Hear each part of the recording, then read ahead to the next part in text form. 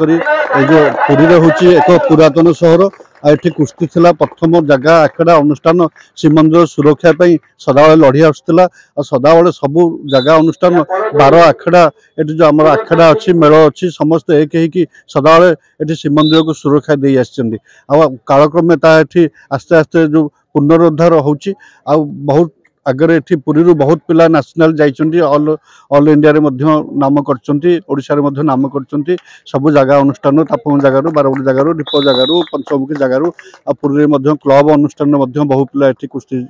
करिके नाम करछन्ती जाहाउ हम तापम जगह रो सभापति पद्मनाभ महापात्र एवं संपादक मधुसूदन खुंटिया एवं तापम जगह समस्त कर्मकर्ता को मोर अशेष धन्यवाद जाहाउ से भला प्रयास जारी रखिछन्ती आ मध्य बहुत पिला आज कुश्ती एठी निमंत्रण करछन से माने मध्य एठी कुश्ती प्रतियोगिता करी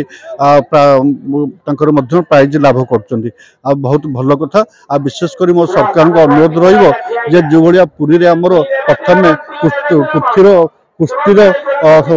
हॉस्टेल थिला बर्तमान से कटक स्थानांतरित होती आ विशेष कर पुरी रे हमर से ध्यान जाऊ आ पुरी रे गोटे से भाया कुश्ती हॉस्टेल एवं कुश्ती कोच देवाई समस्त व्यवस्था करा जाऊ। जय जगन्नाथ। आमर एठी प्रत्येक सेवा तंत्र मंत्र हुए ना एठी शारीरिक परिश्रम द्वारा आम सेवा प्रदान करूँ महाप्रभु को। आज ये कुश्ती परंपरा सेतबले जो विलुप्त हवा को जेतबले जाउची ये जो आज प्रयास आमर निजुगर आमर जो